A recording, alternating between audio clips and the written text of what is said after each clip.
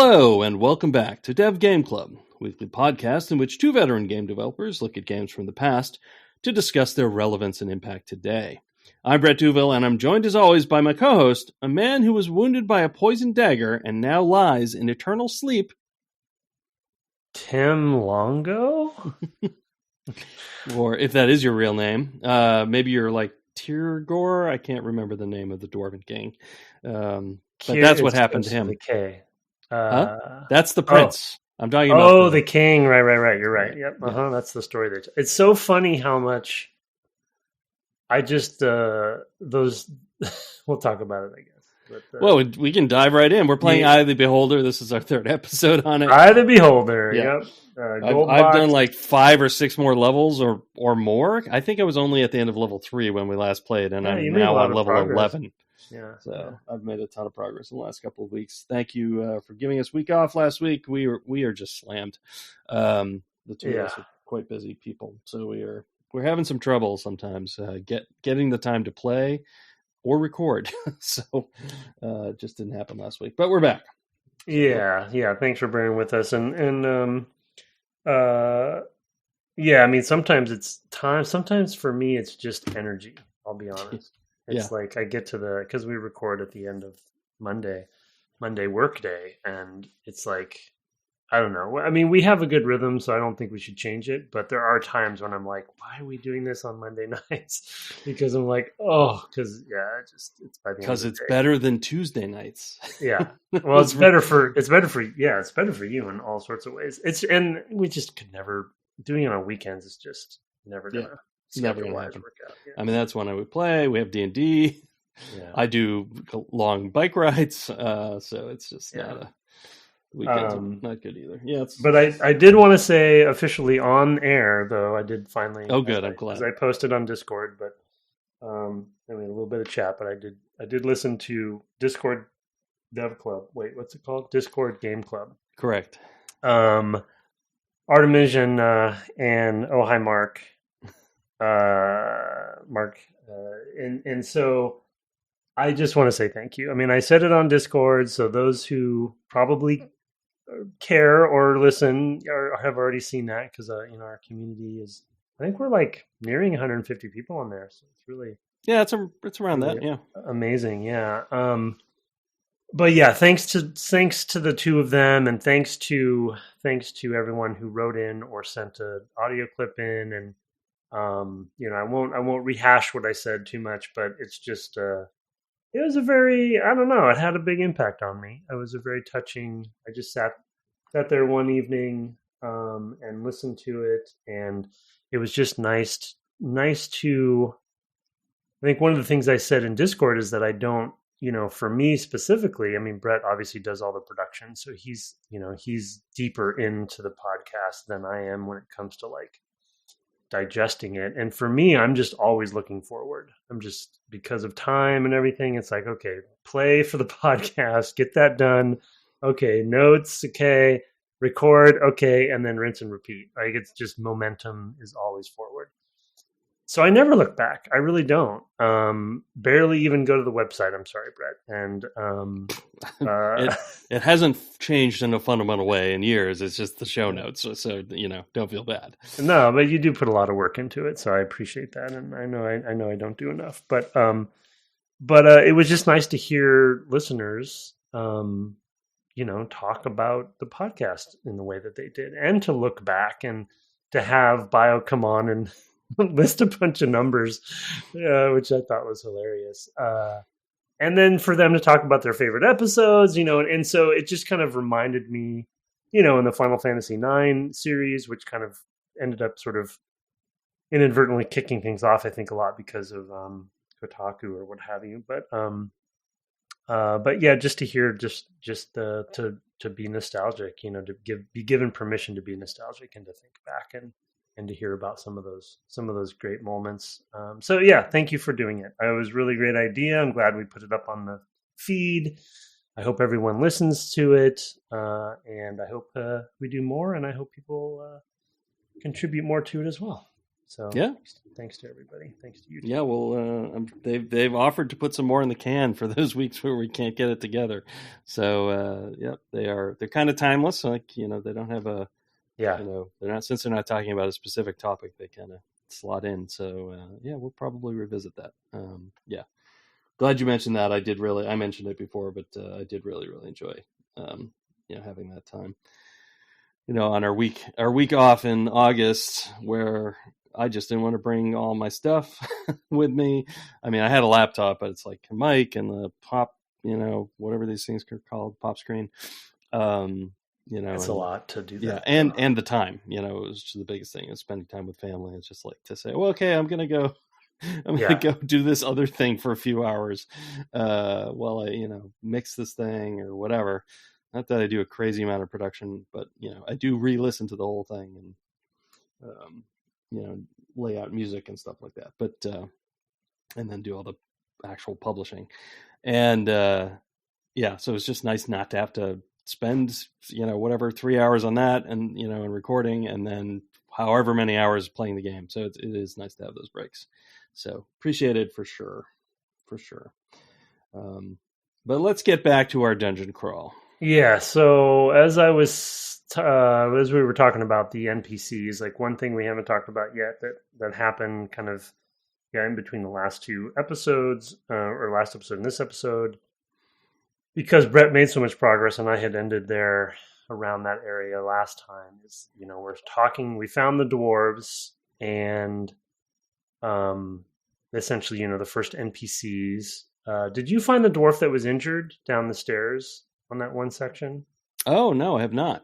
So it's interesting because of my poisoning fiasco. I don't know if you remember, but going from your poison speed run, I remember it well. My poison speed run.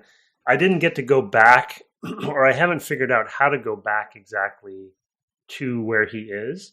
But I'll spoil it for you a little bit. So you remember on level 3 of the sewer, last level of the sewer, when you go down to 4, there's actually, in that room where the ladder is, there's actually 2 ladders. There's one on either side of the room. They go to different places, and one of them goes to a different place where you find an injured dwarf that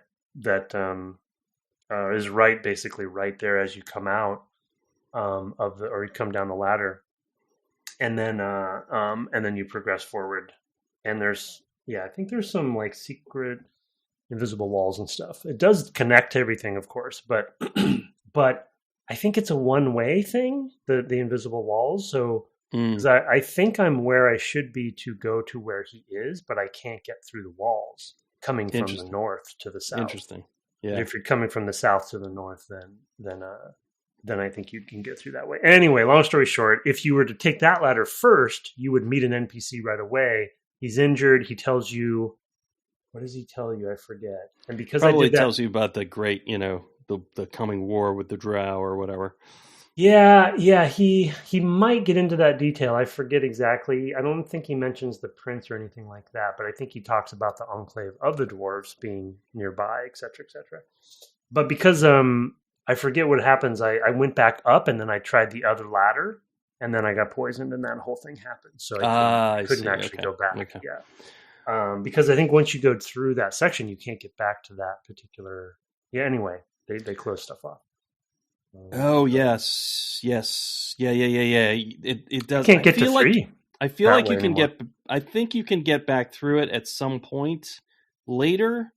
I feel like there's a sequence of events that. I mean, there probably is. I just haven't figured it out. There's some. Well, yeah. I was glad to learn from somebody. Maybe when I returned with Kirgo, the Prince Dwarf, that they basically told me, well, when you're down in the Beholder's Lair, there's a secret door to get out. I was like, yeah, that was that was their information. That was your reward, basically. That was basically the reward. I was like, oh, thank goodness I'm not going to have to come all the way back, because of course you can't get out through the sewers. The sewers got rock slide, right? So you can't landslide. You can't get back out that way. And it's nice to know that that I know how I'm going to get out before I get there. That was a good one.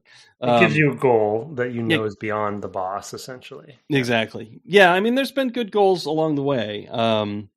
You find the dwarves. They're like, oh, you got to get our prince out, and here's this stone medallion thing, that'll let you through these portals that you found probably at that point. I had anyway. Mm-hmm.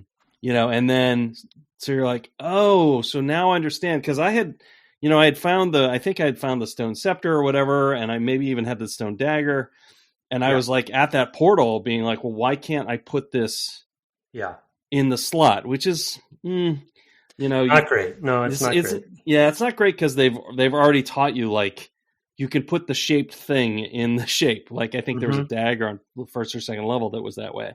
Like, you put a dagger here, it's the right shape, it opens the thing. Or maybe it was a rock, I don't remember, but it was, there's something that you had to do that was that way. You go there and you're like, well, nothing's happening. What am I doing wrong? You do it, it drops the things in the world. You have to pick them up and put them back. It's super annoying. So you're like, well, like, okay, you spend a bunch of minutes there, you have no idea what to do, and it's because A, you don't have the right key, and B, somebody's going to tell you how that works, but you haven't found it. Did you have a dwarf in your party beforehand? Yeah. So you could read the messages on the wall, I presume? What? In the Dwarven Enclave, I didn't have anybody who spoke Dwarvish. So you look at the messages and what does it do? And it would say, there's a message in Dwarven here. Oh, wow. Yep. So, but when they give you the quest for me, when they gave me the quest to go save the prince, they gave me a dwarf, and then I could read them. Yeah. Yeah. I guess I had Murdo done that fairly like quickly. Yeah, Dorum or something. Yeah. I had done that fairly quickly then, or I hadn't really explored. Well, maybe I need to go back. No, the funny thing is I don't remember seeing any message like that where I couldn't read it. Right. Oh, wait a second.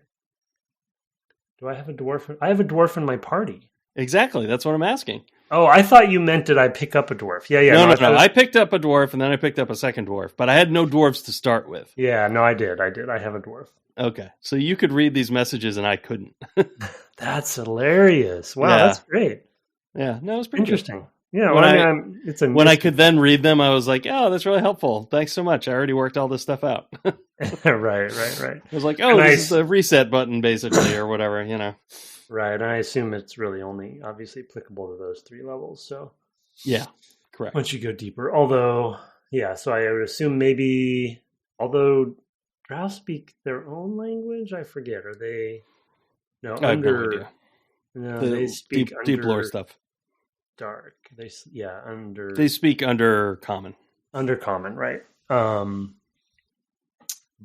of course, actually, no. I have an elf, but her portrait looks like a drow, so but I wouldn't think that would count. Anyway, I'm just wondering if they do that more of that language stuff. I just my point about the NPCs is I had forgotten how much text. There's not that much in the whole game. Right. Of course. But when you're talking to the NPCs, like, it's 5 screens when you talk to the guy the first time. Yeah. Who's telling you about, his name is Armin, I think. He tells you, oh my God, you've got to save our prince. The drow are holding him, and, we're going to amass our armies. They put our king to sleep. And, they give you all this story. It's really just a quest. And I really like how it rounds out we know who Xanathar is because it's called Eye of the Beholder, and we are, 30 years on. But at the time, you might not have, you probably were like, oh, there's a beholder. Maybe he's Xanathar. But that's really all you have is, like, go down there and find out what's going on. And you find this, underdark, 2 warring factions kind of thing going on. I've yet to find a drow. Found plenty of Driders, but not a drow. Yeah, that's a good point. Yeah, I wonder if they're... Because we both, we'll get to this topic too. We both talked about kind of the interconnectedness of the levels now, and kind of how certain sections are pretty cordoned off, whether it's a puzzle or a key that we don't have or something. Yeah, in one case, there's definitely a key I don't have. The first room you teleport to with the stone medallion, there's a lock there that I've never found the key for. And there's another door as well, which I don't know how to open. So there's 2 doors in there, and then you can use the stone dagger to go somewhere else. There are sections of each level's map where I'm like, well, there's more here, clearly, based on the size of other levels. So I just haven't figured out where those gaps are, which, it kind of touches on something we've talked about before, which is I'm just like nervous that I have not done that. It's like, what am I missing? Are there objects I'm missing that are really important? Are there just anything? What am I missing here? Worried the note I wrote down in that we didn't talk about in pre-show is needles within haystacks. Yeah. It's that worry that I have because it's somewhat forgivable because it's 1991, but it's not good design, from a usability standpoint, because unless they really do want you to rely on the clue book, which I did discover as I was showing you my box, because I have my pristine box of this game. It has all the documentation and 5 1/4 discs and everything, but I had forgotten that it came with a clue book, which has everything in it. Which is, it's kind of the era of strategy guides, so maybe that's kind of what they wanted. But long story short, like the usability of, not being able to map, not having any sort of checklist of quests. I think it's really kind of fascinating. Of course, I'll never go deep enough to really kind of dissect it from a flowchart perspective, but it's really interesting to me how the game flow logic is designed, because we just mentioned keys. Another thing I forgot to ask about in pre-show is there's the concept of types of keys, like for instance a dwarven key, right? And that dwarven key can basically, I think, open any dwarven lock. But if you only have one, you have to choose where you're going to use it. And there's some places that, like when I've found maybe 2 or so dwarven keys, and they're locks that were accessible to me that I wish I would have used the key on, but I don't have the keys anymore, so anytime they have a concept of a key that can unlock multiple doors, I start thinking from a level design perspective of all the different permutations about getting players in a frustrated state or even stuck, Yeah. Now, I don't have a rogue. I had a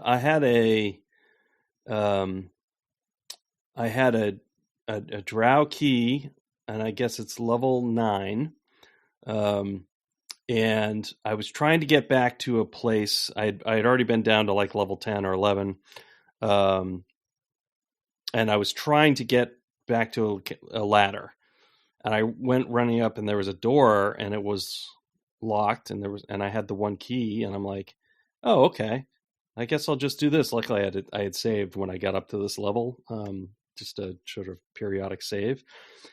Unlocked the door, went through, went found to the place I was trying to go, and there was another door that was locked, because at some point I had gone into that room, mapped it out, opened a door with a key, with this same key that I just reused, and then went and died and had reloaded, lost somebody, I think I fell through to a lower level, and I was like, oh, I don't want to do that, and just reloaded. And so I ended up getting all the way back there and then being unable to open the door. So I had to redo it all, because I was looking at my map, and I'm like, it's weird that this door isn't open, because I have it mapped on both sides of the door. Yeah, right. And I basically went all the way around and found my way back to the other side, where I also would need a key, and was like, well, never mind. I'll just, I think I know the one you mean. Yeah. Yeah. I mean, so that was not great. It's also like, how do these locks work very differently from any other lock I've ever found. But I guess that's a video game lock for you, right? I mean, you I guess locks and whatever, it's. I'm just keys. I'm just surprised that how should I put it? I'm just surprised that it's not that it's non-linear, but it's not completely linear. Right.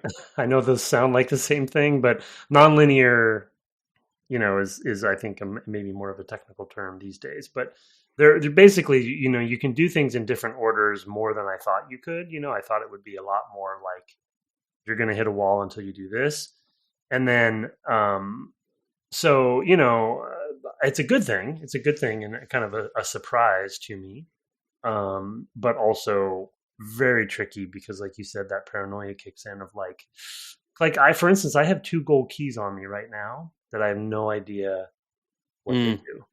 Yeah, I have a gold key that I don't know what it does. Yeah, I have And I have a two of those. I think I know the ones you dwarven mean. key. I remember having other gold keys. Yeah, but it wasn't. So there's different. Yeah, I mean, I I do feel too. like There you was. could transmute, like, and I didn't take any notes about this, but I feel like you could transmute a special rock into a key.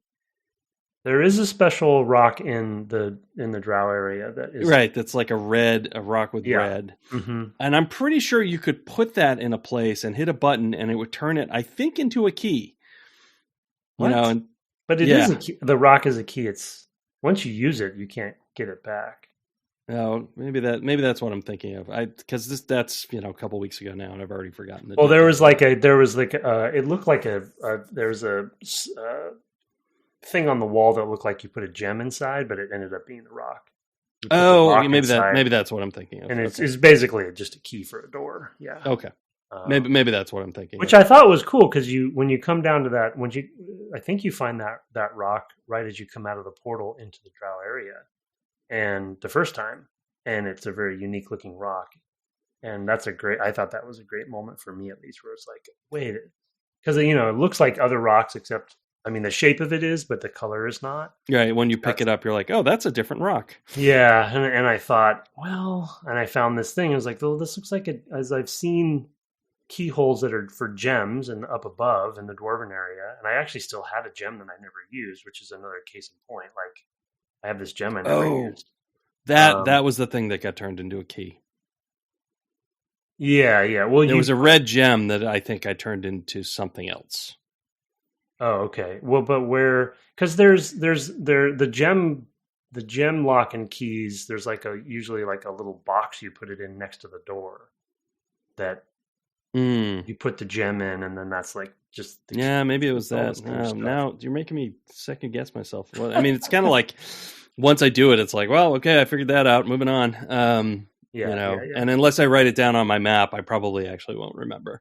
No. I do have I have a legend everywhere, and I've got like all these little drawings I do to like, oh, look, this is a gargoyle key, and this is whatever. Oh, nice. Yeah. On the drow levels, I drew all the doors as spiders. Instead of little boxes, I drew little spiders. That's funny. But it was a bridge too far to draw little mean faces for the Thrykean areas, which are like 10 and lower. Right. Yeah, but I mean, I just love the, not to go back to the lore stuff, but obviously being a lore nerd myself, they dump a lot on you. I mean, this whole, and it just, again, it reminds me of Ultima Underworld, when we played that game, and I'm sure we talked about it in that series, that the thing that blew my mind about that game that I just did not, I guess I just must not have gotten far enough in this game, but that concept that they're, not civilization, communities underground that have sort of like, it's mini civilizations down here, right? Where they have their own enclaves, and then they have their own tensions, and and there's history to it. And then in Ultima Underworld, there was like the lizard people, and and it kind of, and they have Right. a lot more great dialogue choices there and stuff. But you could see the genesis of it here, where, and then when you bring the prince back, he talks about, or somewhere around there, they talk about that Xanathar has actually taken over their ancestral home. Right. That's Right. below the Drow area, and then there's the whole like conflict, and the dwarves are trying to avoid the conflict, and So it's such a simple game in so many ways, but it's just nice to have some of this complexity in there that I just didn't anticipate. And it feels very D&D. It feels like what I would want. I was reading the history of Waterdeep last night, and that's like you do. Like you do. No, it's in the manual. It's actually in the manual. Oh, yeah. And, those pages that I skip over. Yeah. Yeah. Yeah, I was not gonna. I needed to get back to them. But this is why I play these games. For me, it's like I want to go below Waterdeep. I want to, or Cauldron, or Cauldron, right? And many times, in fact, in Cauldron's case. But I want to meet the dwarves, and yes, I know who Xanathar is. He publishes his own books for D&D, so he's a pretty big deal as far as beholders go. But I don't know how he got the rights, but box quote for the podcast. Xanathar, he's a pretty big deal. Although historically, I think he is definitely dead at this point. But he's been. Was this his first appearance, or was he in? That's a good question. He was probably in the Forgotten Realms source book. Yeah. I think that's why they chose him for this. I think it was, he was kind of, he's your antithesis to Elminster or something, Gotcha. Mm-hmm. Yeah, I could probably go look it up. I did at some point. I actually did, because for another purpose I won't tell you about, but I think there's a whole thing. Yeah. Like there's another Xanathar. I don't know if he's reincarnated or what happens, but yeah, I've got the Forgotten Realms wiki open right here on my phone, and oh my goodness. Yeah. That guy gets around. Yeah. This is the disambiguation page. May refer to one or more of several beholders. And this is where I just quietly close the page. Yeah, don't go down that road. This is like Luke and bigger Luke and bigger Luke. Yeah, so I've been appreciating living in the world, and I just love the concept of going deeper and deeper into a dungeon below a city. I don't know. It's just such a great D&D trope, great dungeon crawl trope. We talked about it with Diablo, I'm sure, as well, right? That concept. It's like that's where they got that from. And so, it just is such a nostalgic version of that, where this is going back so far.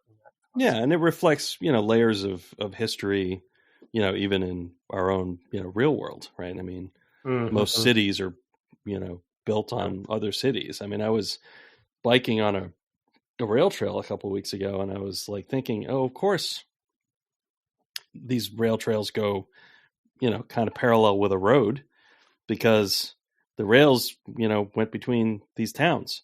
So when you had, vehicles, you needed roads for the vehicles that were going to go to the same towns. So of course they're parallel to the rail trail, or where the original railroad was, right? I mean, it's just like, you don't really think about that sort of stuff, unless you've got, a couple of hours where you're, riding up a trail without your phone. But you just start thinking about like, oh yeah. And of course, the width of this is this width because that's how wide two horses were, from the chariot days. I mean, you just like history is just embedded in our built environment, and and it's reflected often in D&D in a kind of magical way, but it ties into other classic fiction as well, Journey to the Center of the Earth or whatever. But it's definitely, there's something there, right? There's something really, really appealing to a certain type of person about that, about just digging deeper, and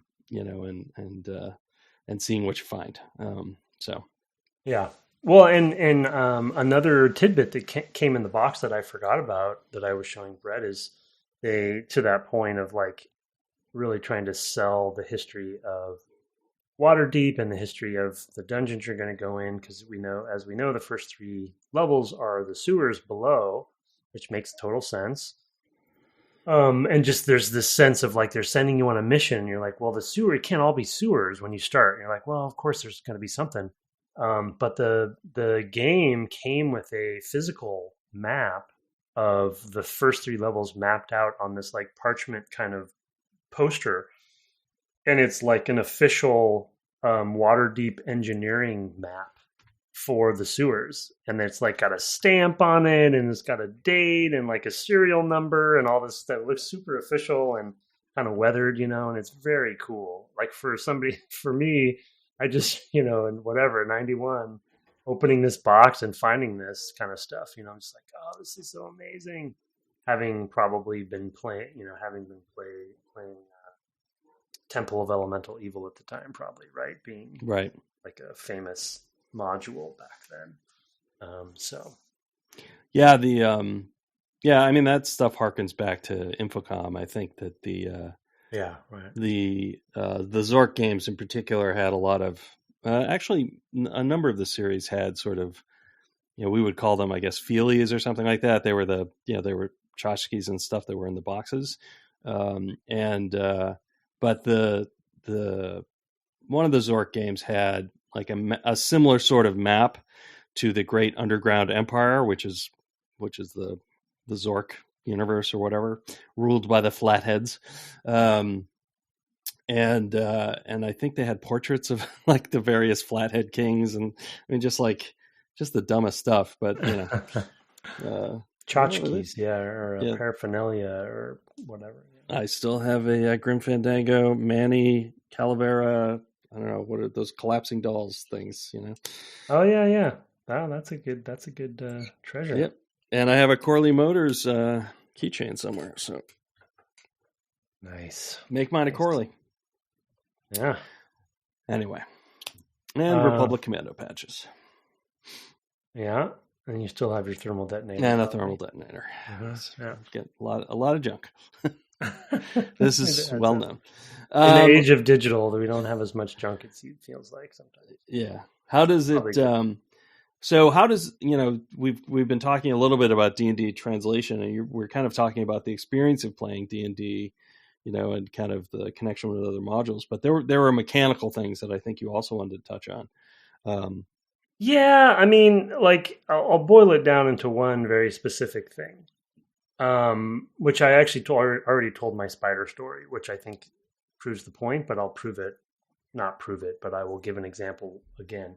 Because when I went down to level 10 the first time, the praying mantis, whatever those things are called, Thrykeen, right, was like basically right there as I fell down a hole, or something. However I got down there. No, it was a portal. I came through a portal, and one kind of came upon me pretty quickly somehow, and paralyzed 2 of my people. And it's like, that is just not fun. It's not, there's just not, and I didn't have the remove paralysis spell yet, so there's nothing I could do. I don't know if it wears off or what happens with paralysis. It does if you rest, it wears off. Okay, well that's fine. That's good. But it kind of sent me on a spiral then at that point, where, and then ironically, I would say in both our games, our actual D&D games this weekend, it reinforced it again for me that I think D&D, especially 3.5 and before, but even 5th edition sometimes, it's not a perfect system. I'm not even sure it's a good system. Yeah. And it can confirm. Yeah, you can definitely. I mean, you get the worst of it, but I don't even think it's a good system. I think that the only way it works is because, in tabletop at least, the only way it works is because you have GMs who have to basically adjudicate kind of on the fly to make sure that it is fair and balanced as it can be. And I kind of, it sparked another thing because I haven't started Baldur's Gate 3 yet, but I was reading another article about that, where even though that game sounds brilliant and it's very high Metacritic, blah, blah, blah, people are calling it masterpiece, whatever. I'm sure it is, but it's like in spite of itself when it comes to the rules. And then we talked about this with Baldur's Gate 1 as well when we played that game. It's like, I think we want a computer adaptation of something that we just hate doing the bookkeeping on tabletop with D&D. It's like, I wish I could play a computer game where all the D&D stuff is just done for me. It's THACO. I don't have to worry about any stuff. But it's like, do we? Do we want that? I don't think we want that. I think we actually want to build a video game for a video game's sake, for a player, and I actually would put Diablo in that case, right? Diablo, I think, is something that was built from the ground up to be a video game and to be doing a specific thing. And I just don't think translating D&D to a computer game, and this one I would include. Or for that matter, to a movie. Or yeah, sure. Well, the good thing about the movie different opinions. We had different opinions about the movie. Yeah, I mean, I had a lot of fun with it. But the good thing about the movie is you're not playing it, right? There's no repercussions. It's like the characters are playing it, but that's all. I will say that the things that the flexibility and things I like about D&D, I think really worked against the movie. Like what's an example? Well, there was a million. Like every scene, I was like, "Oh my god, this is so D&D," and I'd be like, and that just really like it was funny that they were all giving their backstories and stuff. But it also like drags the narrative to a halt.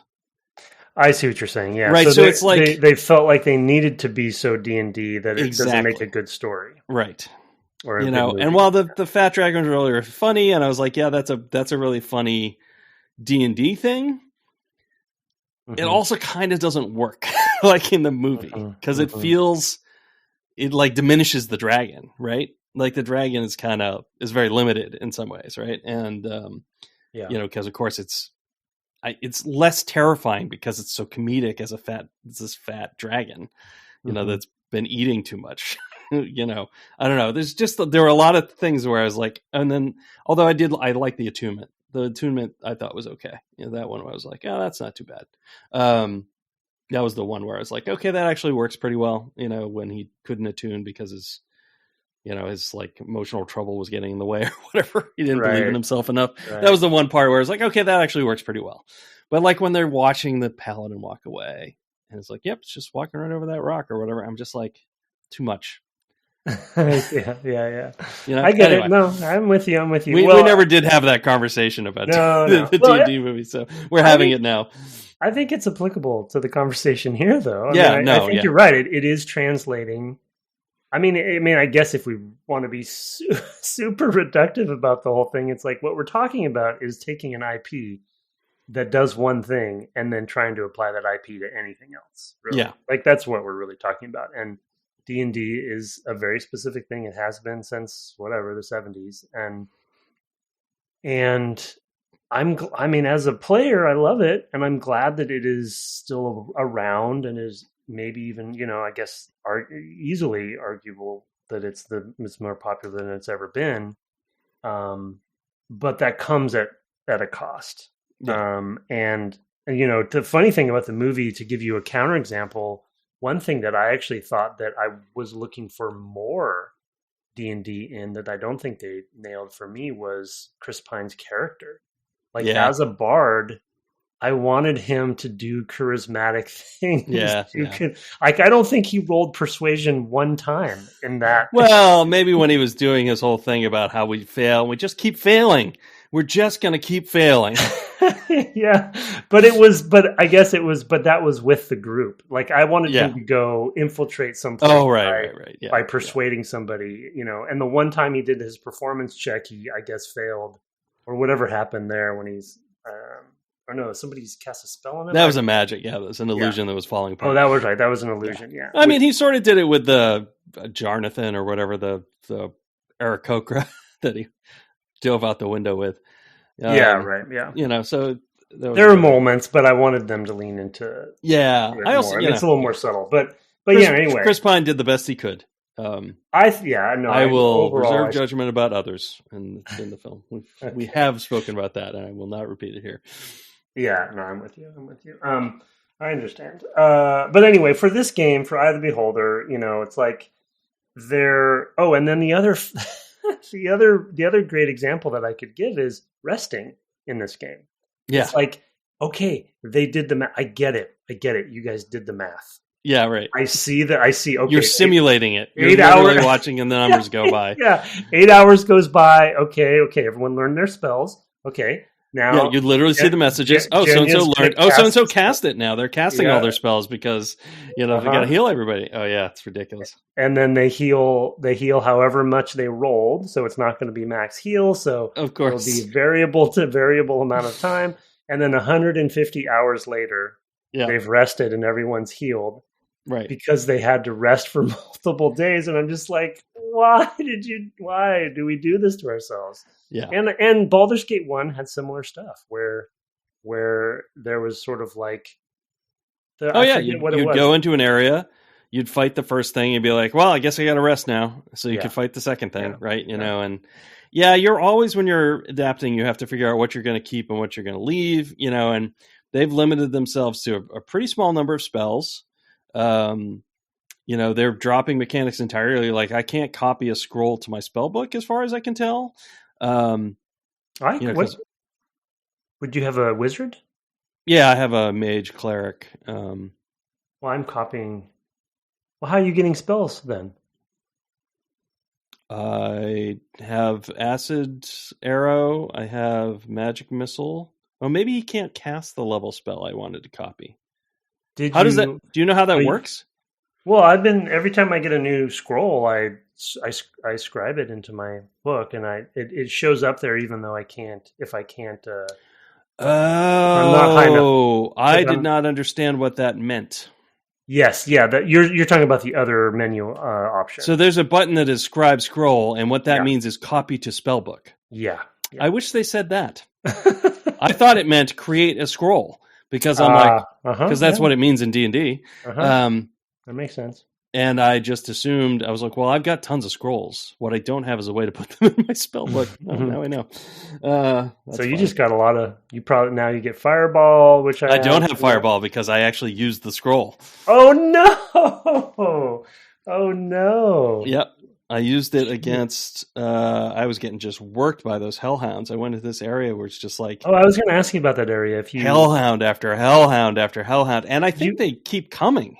That's my impression. I actually didn't finish it because it felt like I was... Well, there's one area that there is a specific number that I just wrote down as like the kennels. And then, which is like 2 long hallways that are parallel with like several connecting, 10 foot, 5 foot, whatever hallways. Like it's 2 parallel rows. Not that one. No, I'm talking about the one where that bigger area. Yeah, that's, oh my God, what a pain that area was. Are they endless there? So you didn't I think they are. I think they're endless there. I ended up getting out of there once I got everything I thought I could get out of there and close the door. There's stuff inside? There was something in there. I'm pretty sure there was a secret in there somewhere. I don't remember what it was. What I got for it. Okay. That was and they, as far as I could tell, they kept spawning in there. So you can't, because I figure there's just like some gate to hell somewhere in there, and now my vision of hell is like, no, everybody walks their dogs, nobody picks up the dog poop. That's just what hell is. It's a million hellhounds. I wonder if you can doggy bags. I wonder if you can stop. I wonder if you can like destroy the portal or something like Gauntlet or something. That'd be cool. I never actually saw. I just heard them. I just like the volume on the noise the dogs would make would increase. They're like, oh, there's dogs now. Yeah, so, I think that the footsteps for all the creatures is pretty effective, though. I do like it because I love it a lot. I mean, I especially love when you get down to level 11 and it's the Zorns, and I didn't know yet what they were, and they're really slow steps. It's like don't, and you're like, oh man, there's a T-Rex down here. So it was. I don't remember what Zorns do in canonically. What's their deal? I think they eat. No, that's a rust monster. I feel like they eat metal. I can't believe they put a rust monsters in this. Oh yeah, there's rust monsters in this. Yeah, I don't really remember what Zorn. Yeah, I've lost armor. There are 3. Oh, did you really? They have like 3 arms. They're like. No, I know what a Zorn is. I just don't remember what I should be afraid of. I remember what they look like. I just haven't met one in D&D in a while. So. Anyway, yeah, they're tough. I mean, that's really it. I mean, they're made. I think they're basically made of stone. Like, so they, yeah. But other than that, I don't think that they're. I mean, if there's something else they're supposed to do, they're not really doing much. They're just tough, Yeah. you know? So it's like, yeah, there's a section down there which I'm at that I'm like, oh man, that's a lot of Zorns. I am glad that there is generally respawning in the game for balance reasons, but I will say I do kind of miss that I can't clear a level. Yeah. I really do kind of want to. I feel like on the you could do that in the sewers. Yeah, the first few levels felt like you could clear them out. Yeah, but there might have been more. Were they kobolds up there? Goblins? Those might have respawned. Maybe I just didn't notice. But yeah, I guess they kind of have to do it, so it's okay. But there's a Kuatoa thing where there's like a switch. There were switches you could pull, or maybe there were keys. Can't remember what it was. Like maybe buttons or something, and if you push some of the buttons, Kuatoans would spawn, but one of them would open a door. Yeah, I think I remember that. Yeah, and I think that probably would have been infinite. You would just be like, "Oh, I want to get some more Kuatoa XP. Serve me up one, please." Yeah, and I to that point, I think some of the puzzles. I mean, I don't think we're gonna. I don't know. We'll talk about it now, but maybe next time we can do a debrief on puzzles. But there's.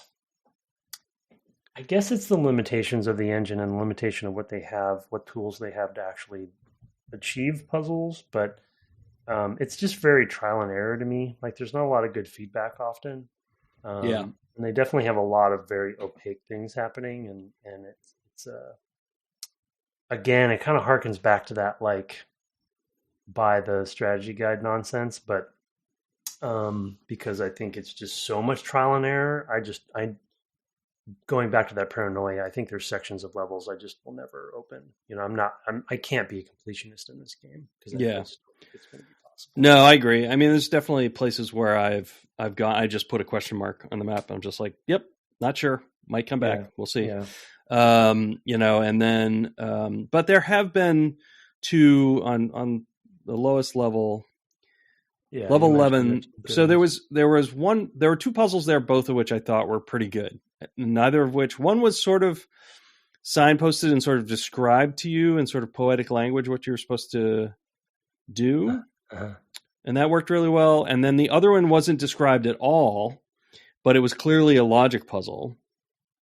And I literally just made a map, a table of like, okay, if I pull this lever, this happens, type, and then just worked out what to do from that. I didn't know if they all had to be down or all had to be up. So that was the part that was a little broken, but I did it one way and then I did it the other way. And I got a reward. And now I don't know what it is because I can't identify things, so it's just, there's just some like fundamental payoff type stuff where you're like, oh, I did the thing. Yeah. Oh, I got a object that I don't know what it is, which is a D&D problem, honestly.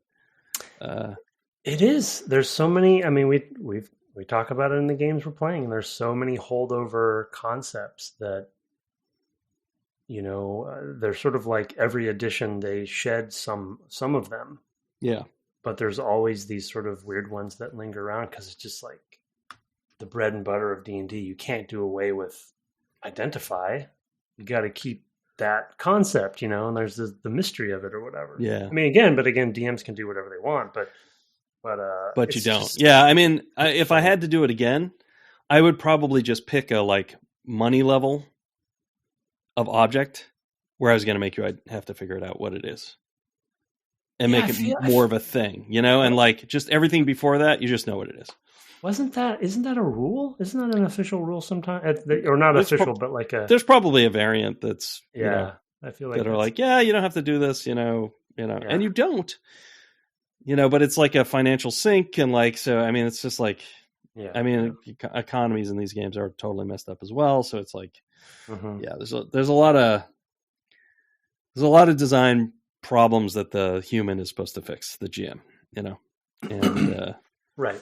Constantly just dealing with those and not knowing how you should handle a thing. I mean, you had a combat last week where I took some things out because I was like, this is going to be too hard.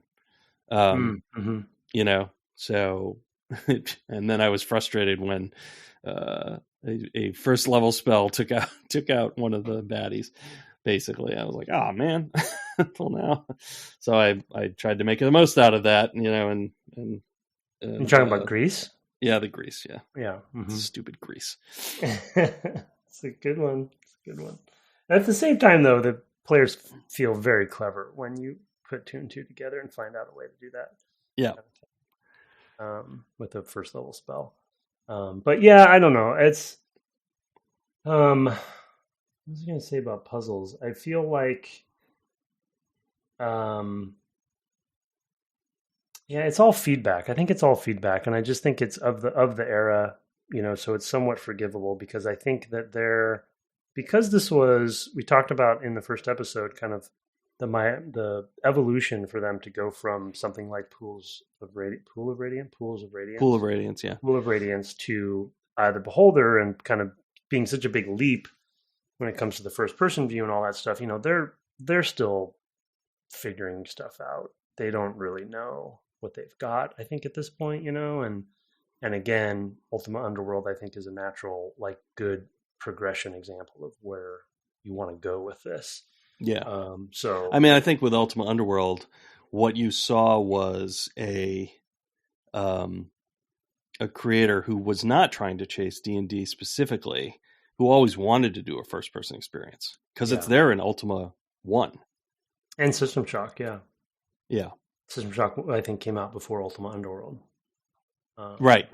Yeah. So they had, like, the engine. They had the engine to go to, right, for sure. Mm-hmm.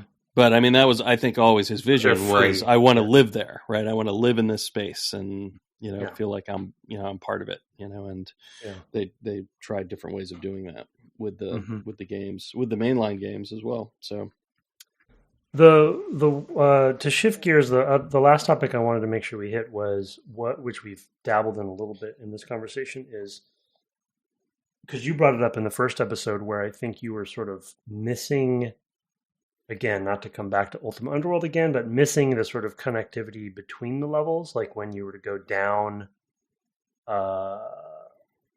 even on some of the first, that's right. On some of the first sewer levels, there were pits, but when you go down the pits, it goes to a sub chamber. A sub level. Yeah. Doesn't go to the. So they kind of break their own rules fairly often. But I feel like once we get to, like, the Dwarven area, from then on, the interconnectedness of the levels becomes more apparent and more complex and more interesting, I think, to me, because you get the portal thing. So you have this door that goes to any level, that they've set it up. Yeah, and you don't know where it's going, and you don't know where it's going. It's a mystery, and you're like, okay, I don't know where I am. Going through a portal and then starting a new map is pretty exciting because you're like, I could be on any level.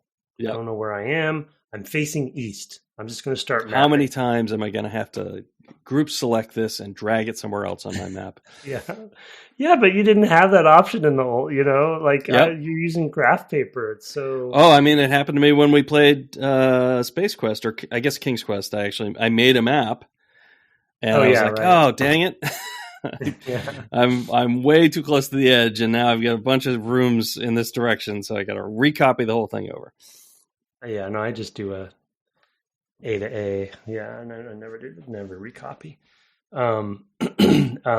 But I do like in this game, once you go down, especially in 7, 8, and 9, which are the Drow area, that the way that they've designed, it's sort of like multi-dimensional chess, or where there's different chessboards, and you're going up and down, and in fact, to get to parts of 7, you have to go all the way down to 9, I think, and then kind of go, or you use the portal to get to 9, and then you come. That's how you get to 8, right? You have to go down to 9 and then go back up to 8. Yep, and that's just great stuff. I love it. Yeah, it's pretty cool. It's pretty cool because you feel like it's obviously intended that way. It's fairly linear to do. I think it's the only way you can do it. Probably, maybe you can fall down a hole, but I don't think so. Because 7, when you go to 7, you're only in that one room for the most part. Even though it's planned, you feel clever as a player because you go deeper than you want to go, and then you find a way to go back up, and you're like, oh, I made it. Oh, so I was actually on 9. They teleported me to 9, and I got Yeah, to go back up to 8. And you yeah, feel, even though that's what they want you to do, that's a great example of making the player yeah. And there's been two feel smart. times now where I have um, either, I think in the drow areas, teleported maybe to a level or area, or even maybe fallen. I don't remember how I got there, and was like, oh, now I'm on this level again, but I don't know where I am relative to what I already have of this level mapped. Mm-hmm. And so like building out the map and then going, I finally recognize like how Yeah. this hallway and like how it, this turn or this room it ends up in or whatever, and like can just like slide my map over, and it's like, it just overlays perfectly, and then that happens. That happened to me again on 10, where I'm like, how am I going to get through this door? And I finally came through it from the other direction. And I actually had them drawn the other way, like the north section I had on the south side of my map and the south section I had on the north side of my map. And then Mm-hmm. they connected, and I was like, oh, I just dragged this one down and this one up. Perfect. And it was Yeah. just such a beautiful, like, oh, wow, I didn't know that was going to happen. So those moments are really, really great. I mean, the thing that I just think we need to reinforce is that only can happen when they don't have a map system. Right. You're mapping yourself, Yeah.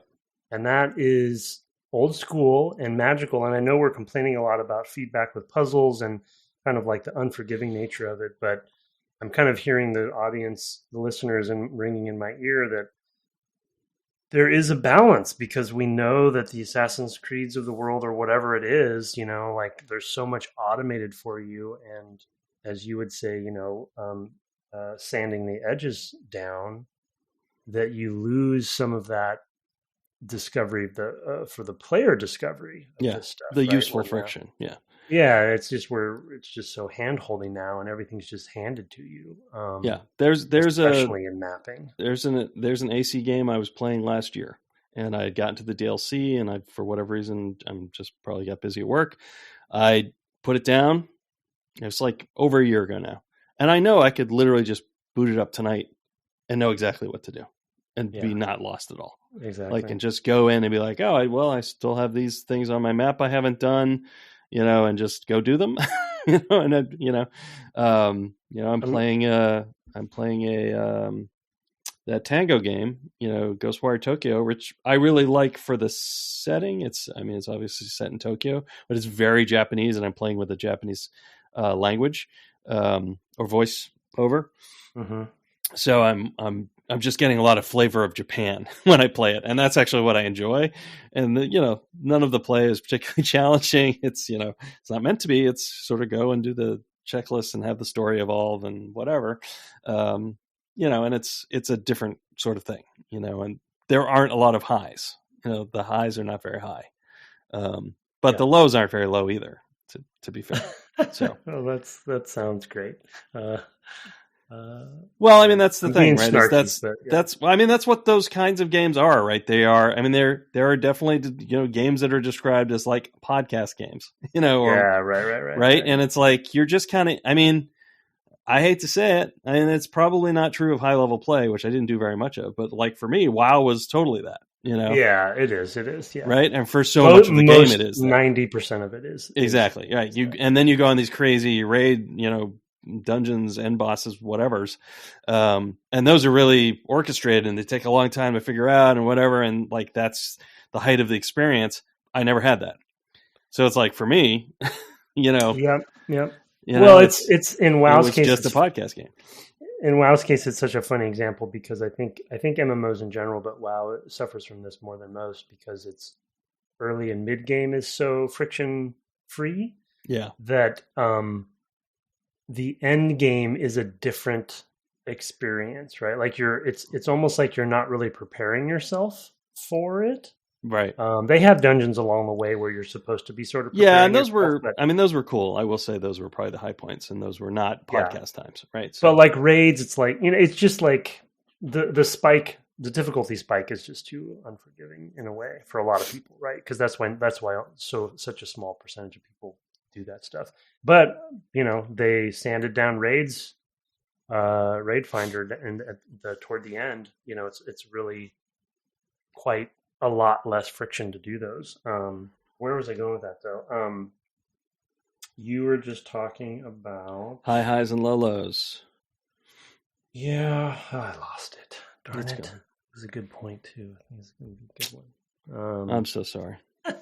At your advanced stage, that you. Oh, there's no way. Yeah, it's not coming back. Take a note. When you think of it in 2 hours, you're lying in bed like. Well, you were talking about. Oh, of course. Guess what it is? You want to guess? Guess what I'm going to bring up now. Oh boy, the butter knife.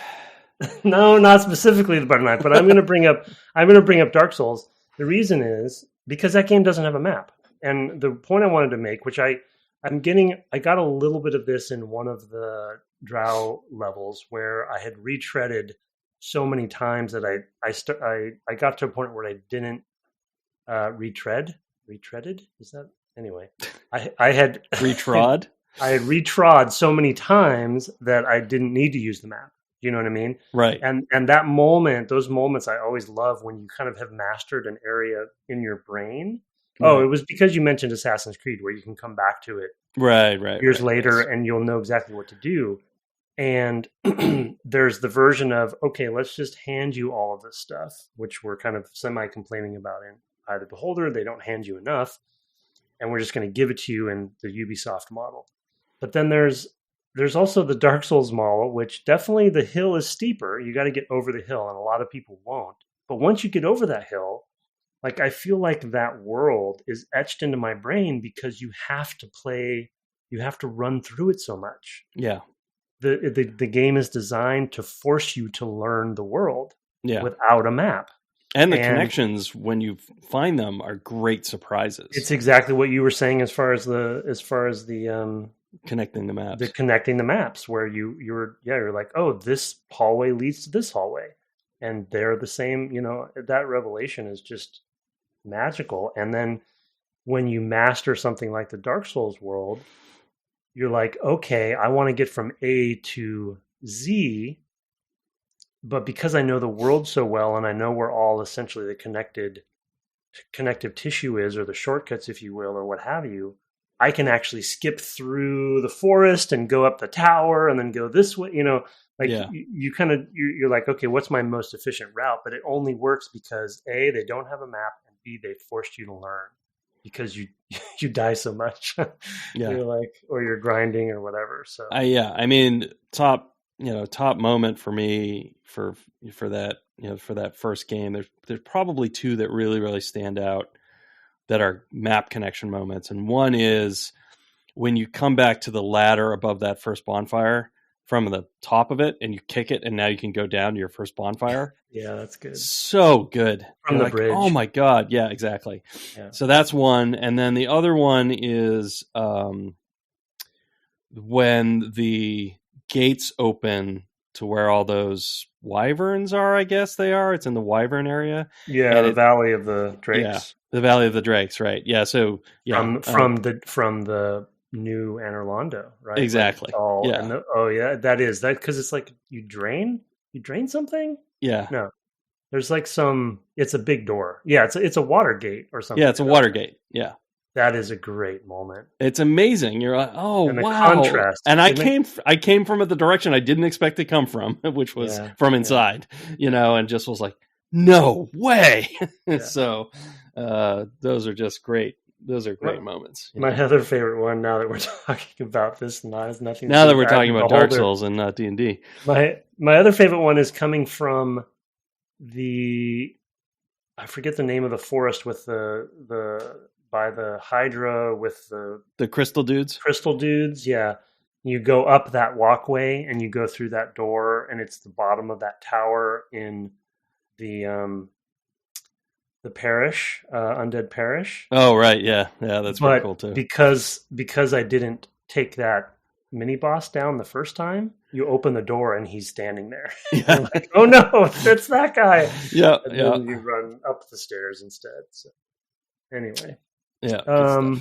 But I mean, I just to bring it back to Eye of the Beholder, and I think we're probably winding down, but as much as nostalgic as much as physically mapping is a nostalgia play for me, just because I haven't had to do it in Dungeons and Dragons in years. I definitely didn't appreciate its impact on the design when you have to do it. Like, we know they did it for necessity, maybe, right? I guess they could have maybe put a map system. No, I would think that would. I mean, it's a whole other. It's a whole other thing that you get. Too much. So it's like they're just going to rely on you doing it, but it's like it's built into the design, right? Like, you make decisions on the flow of your level design based on the fact that the player has to physically map out themselves, right? Versus other games where it's like, okay, we have a map, so we're going to design because we know we have a map. I think people don't always think about that so much, but you design your levels differently because of those sorts of systems are in place or not, right? Same thing for mini maps. Do you have a mini map or do you not have a mini map? Or radar or not a radar, right? Like, it completely changes the way you have to think about. Or I guess I'll say it should change the way you think about your level design. And so they've obfuscated stuff in this game in Eye of the Beholder on purpose because they know you have to figure it out by mapping. Right. I mean, the same is true like of invisible walls, like spinners, or whatever. Yeah, Eco's a good example. But there's I think the thing that makes it tricky in Eye of the Beholder is the limitation, the grid limitation makes it such an abstract space that it's very samey everywhere. So it's harder to learn in that way, right? It's harder to set me, you could set me down anywhere in the Eye of the Beholder game and I'd be totally lost, right? The relativity point. Yeah. Right. Exactly. That. Yeah. There's just not enough landmarking because of the level of the tech. But I mean, that doesn't make me want an in-game map. I enjoy, it's been really fun to just, practice my straight line work in on you feel like a dungeon crawler. You feel like you're actually a adventure in a dungeon. Really map. Because that's. I mean, it's a bit of adaptation that I actually think works pretty well. Because in a lot of campaigns back in the day, you might have a battle map, vinyl thing or whatever that you draw the area on so you could put your minis down or whatever for doing all the combat calculations. But usually the DM wasn't just like uncovering a huge map for you.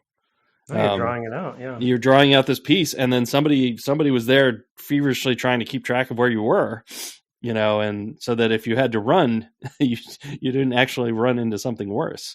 Yeah. So it's something that's a good carryover.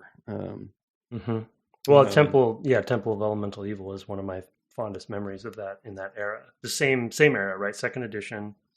And that is an uber module. Like, it's huge. And I wish I still had my hand-drawn maps. I had, in that case, we didn't have a big enough group. So I think we played in a group a couple times, but often it was just me and a DM. Oh, wow. Yeah. So it was like a solo run, but yeah, you're just drawing on graph paper. I still have my box of D&D behind me as well, right under the Beholder, and I know inside that box I still have some hand-drawn graphs.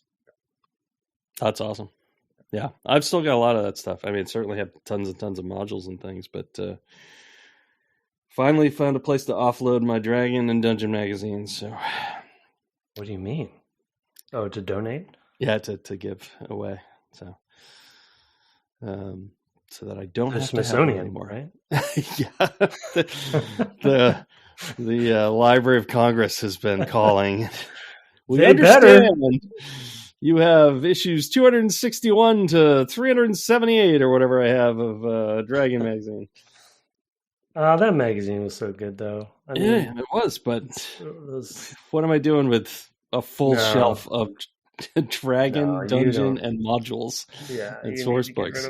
It's ridiculous. I mean, it's a half height, shelf, thank God. But if I had a 6-foot bookshelf filled with D&D stuff, I'd feel a little sad. I might just torch my house.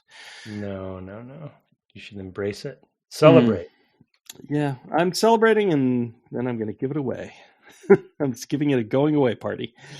Okay, well, I think we'll call it there because we're at an hour and 10 minutes. We're not going to get to these emails ever, but maybe next week. I think we've covered an awful lot of topics when it comes to. We just need to finish. Yep. Yeah, I think we've hit the macro topics, so we should have time to let's allot some extra time to do these mails. Okay, I'll talk with the producer. I am slowly working on a guest, but this is old enough where it might be challenging. So. It might be tricky, yeah. And I don't have a good direct connection to anybody that I can find. Yeah, it's a tough one. This one goes back a ways, but hopefully we'll get a chance. Well, anyway, we mentioned email. Thanks for sending yours to devgameclub@gmail.com. We also love to see reviews. Haven't had one in a while. We don't check all the services. We do check the Apple family of podcasts and all that stuff. It's a great way for us to get new listeners and drive them, of course, to our Discord. And there'll be a link for that in the show notes. You can find us on the web at devgameclub.com. And I'm still going to call it Twitter at devgameclub. And I don't even know if I should mention you having that, because I don't even know if you go to that anymore. No, I've actually officially, I haven't canceled or whatever, closed, whatever the... Deleted your account? I haven't deleted my account, but I did pin a link to Threads. So okay. If you want to, I'm not using Threads very much either, but I have mentally moved on and exclaimed on there that I've left. Yeah. In my bio, I said I'm out or something. So I think it's just. Yep, it's the way it is. Well, it's been 204 days since your last stream, but you can maybe someday catch you doing that at twitch.tv/Tim Longer Jr. as well. Our intro and outro music was written and performed by Kirk Hamilton, commissioned by friend of the cast, Aaron Evers, and our logo, the administration with helpers of our Discord and our merch store are all by Mark Garcia, with help from a number of mods there. Have fun making your way through a pile of keys this week, and good night. I wish I had a pile of keys. Good night!